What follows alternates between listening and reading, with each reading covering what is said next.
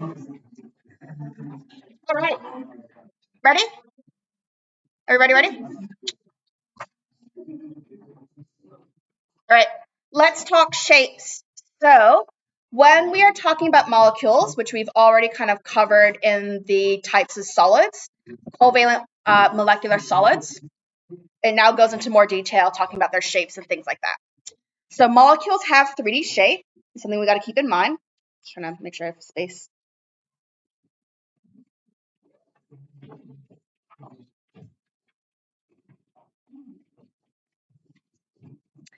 And the way we figure out what that 3D shape is that we use the Lewis structures.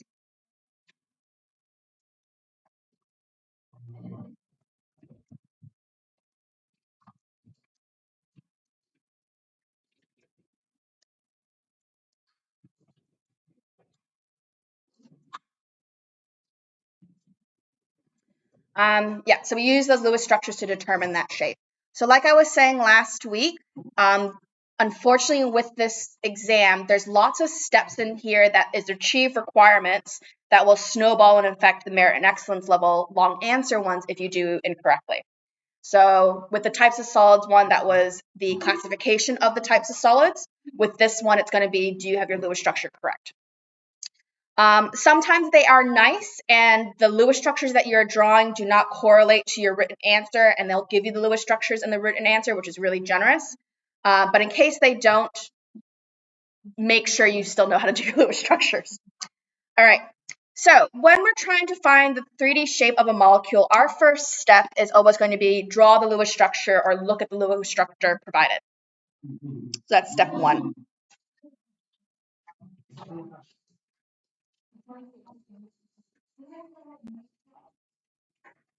So either draw the Lewis structure or look at the one provided.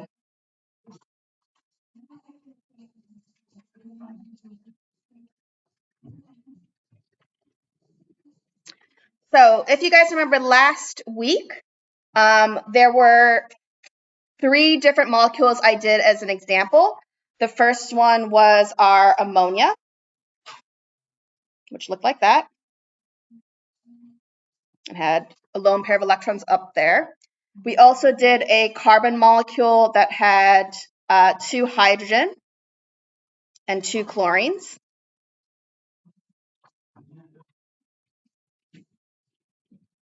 And the last molecule that we looked at was carbon dioxide. So I just want to refresh your memory. So step number 1 would be to draw whatever those Lewis structures are. Are you okay with that so far? All right, step number 2 is when we're trying to determine the shape of the molecule, we first need to figure out what the bond angles are. So we're going to count the regions of electron density.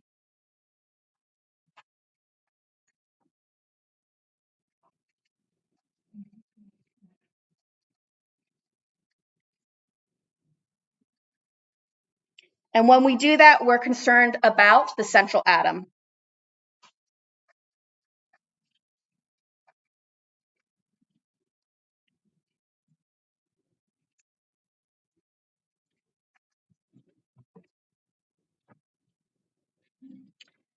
So when we're looking at central atoms, in this molecule here, we're looking at the nitrogen. In this molecule here, we're looking at the carbon. In this molecule here, we're also looking at the carbon. So that's what we're referring to when we say central atom. What we're doing is we're counting both regions that are both bonded and unbonded. So electron density would be those that are in the lines and those that are the dots. And like I said, I'm only concerned about the central atom. So in this case, this one has 1, 2, 3, 4 regions. This carbon here has 1, 2, 3, 4 regions as well. So I'm not concerned about the electrons that are around the chlorine atom because that chlorine is not the central atom. And then with my carbon dioxide, these are double bonds, but the double bonds are treated as one region. So I'll make a note of that. Double bonds, double and triple bonds, I should say.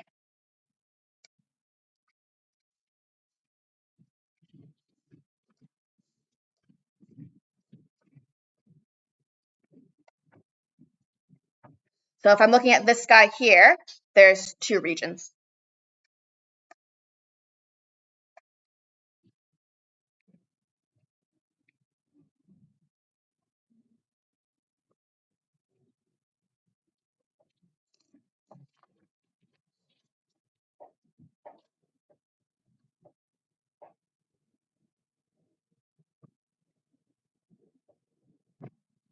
Just wanted to make sure I have the acronym correct. All right, keep going. Yeah, okay. So what these guys are going to do is they all are negative charges, and we know like charges repel. So they're going to repel to create a certain angle from each other. And when they repel, they're going to try to maximize the distance apart from each other to minimize the repulsion. So these regions will separate to maximize distance apart.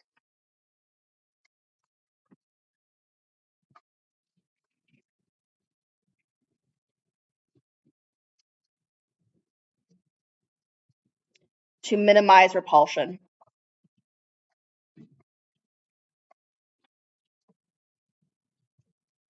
We call this VSEPR theory.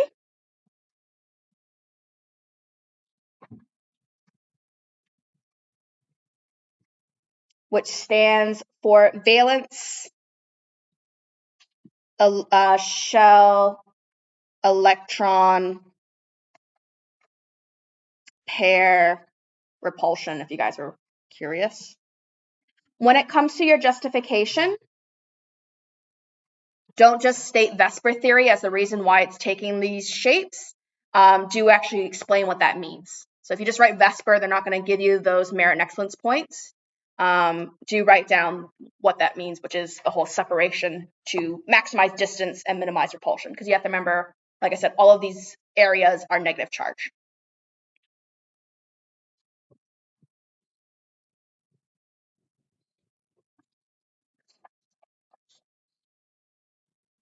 Let you guys have a chance to copy that down, and then I'll show you what this means for this guy.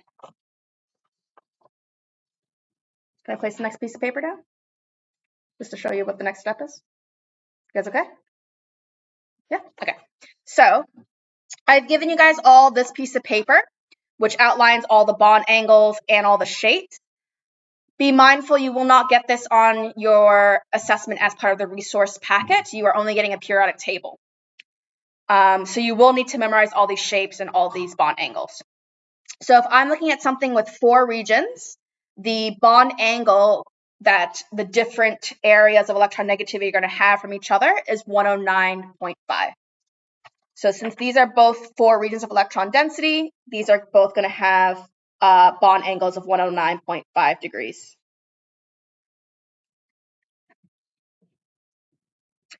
And then carbon dioxide, when I look at it, only has 2 regions of electron density. So the bond between my 2 regions is going to be 180. Not bond, angle. So some math for you guys.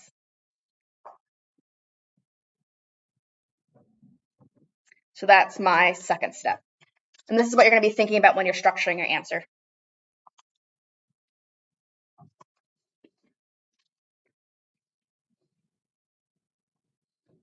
Now I need another color. I'll do purple. All right, can I move it? I still see people writing. I'll give you guys another moment. So move this up. Let's start our next piece of paper.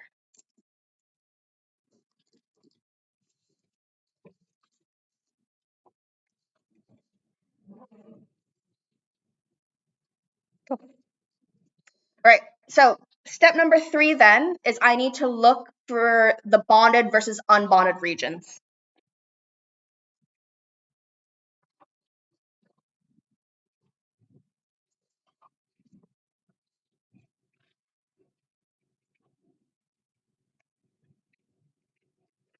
So you guys remember when I said about drawing Lewis structures, I prefer to use the lines for my bonded electrons than the dots, and it's for specifically this step. So when I'm looking at this guy over here, I can see that I have 1, 2, 3 that are bonded, and I have 1 that's unbonded. And I'm running out of space, so I'm just going to write UB, unbonded. This one here, 1, 2, 3, 4, all of those regions, they're 4 bonded, and there's 0 unbonded. And this guy over here, I have both regions bonded.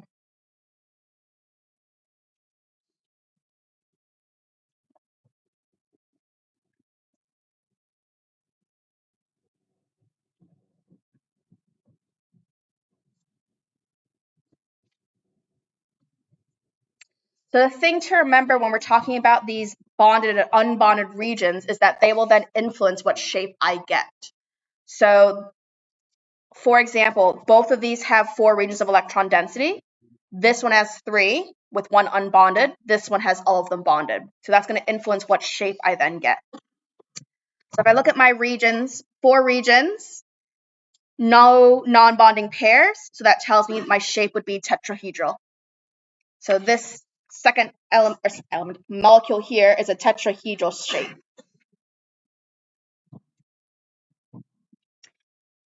The ammonia, on the other hand, has 1 unbonded pair, so that would be a triagonal pyramid shape.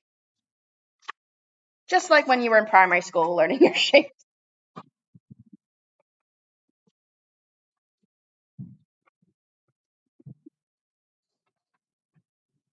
And then if I was looking at my 2 regions, they only have no non-bonding pair, so that would be linear as that shape. So the thing to remember is that even though these have the same regions of electron density and same bond angle, they have 2 different shapes because one of them has a lone pair of electrons. So we have to remember that these unbonded regions are not drawn in the final shape, but affect the final shape.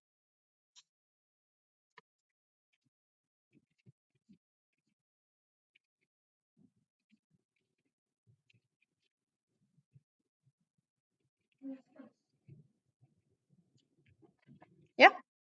So if I was to draw these molecules that I'm talking about in 3 dimensions, what I would be doing is I would be using some annotations to show a 3D model in a 2D plane.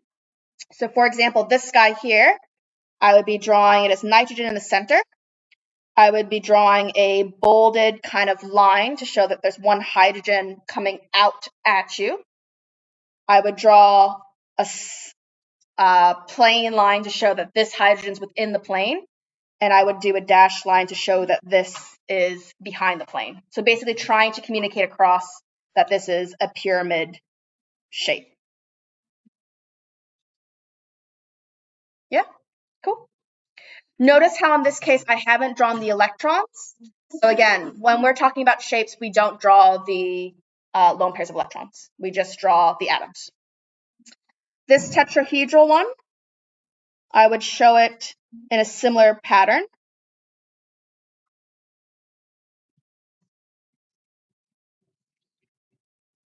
Except I've added an extra thing. It doesn't really matter if you draw it as a single line, a dashed line, or a bolded line, so long as you have 2 of the same. So 2 are in the same plane and the others are coming out you or not. And then this one here is nice and easy because it's linear. It's all in the same plane. So I would show it as C double bond O, and I don't have to worry about doing anything showing 3 dimensions because it's flat.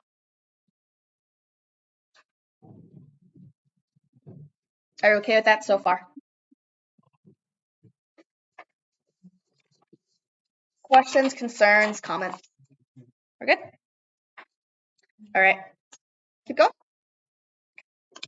So I just wanted to make some notes about on the exam and what to expect. They like to ask 2 molecules.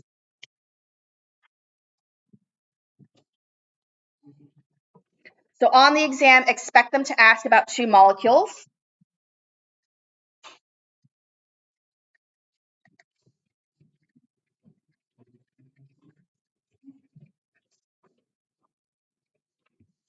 And with those two molecules, they're going to basically ask you to do a compare and contrast. Sorry, it's not focusing. I don't like that purple. Let me switch to a different color because that's not very dark, is it? So on the exam, expecting to ask them about two molecules. What they commonly like to do when it comes to those two molecules is they like to pick things that have something in common and then something different. So for example, they often like to pair the two bent shapes together because both of these are the same shape, but at different bond angles. And they would like you to explain why are there two different bond angles. And the reasoning has to do with this has 3 regions of electron density, that has 4. So that's a common one they like to do. Another one they like to commonly do together is the triagonal pyramid and the triagonal planar as two together, because in this case, they have the same number of bonded atoms. But why do they have a different shape and bond angle? Well, it's because this guy has an extra pair of electrons, and they're a lone pair of electrons pushing everybody down. So instead of the planar shape, everyone gets pushed down into a pyramid. So they do like to ask those two together. They might also ask things that have the same bond angle but different shape. So, but usually I would see these two together and these two together. When it comes to how I would recommend you answer the question, I would suggest that you start talking about one of the molecules. So I would say recommended scaffold.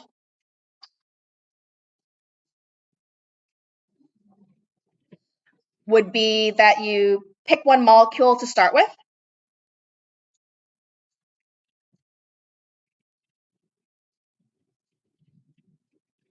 And when you pick that molecule to justify, the first thing I would talk about would be the regions and relate that into the angle. And then talk about bonded versus unbonded. And then relate that into shape.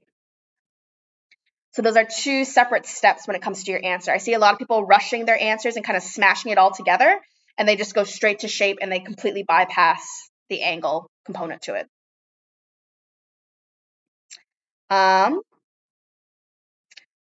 Also at this part is where you'd include the VSEPR theory to explain how everybody's spreading up. Then I would use some sort of linking comparison word.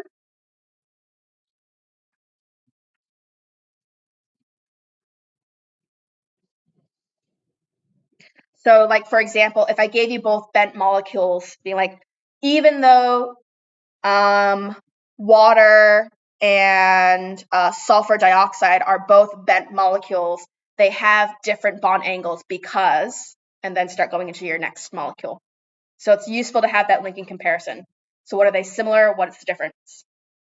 And then go through your second molecule, same as above.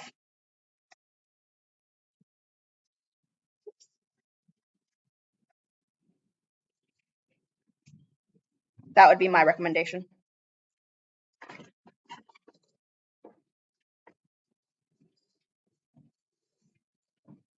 Questions, concerns, comments? No? All right, can I move it? Okay. All right, so let me just go over kind of the work that I had set for you guys. So again, it's a Mahi choice, because I'd like you guys to pick stuff that you need work on. Yeah, yeah, go for it. So if you're still struggling with Lewis structures, because they are kind of the foundation to do the shape question, I would suggest go back to lesson number 8. The two options there were to play with the Lewis structure cards or to do some SciPad pages.